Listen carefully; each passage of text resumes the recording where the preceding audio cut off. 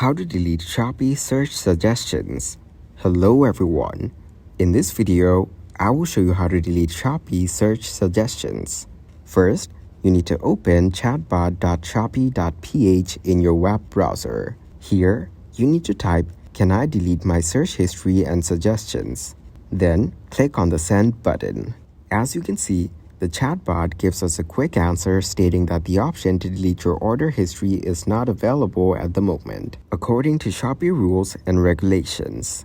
To show you, I will type delete my search suggestions. So as you can see, the option to delete your order history is not available right now. So this way, you can check and try to delete your Shopee search history. Thank you guys for watching this video. I hope you got some value. Make sure to like the video and subscribe to the channel to get notified of new videos.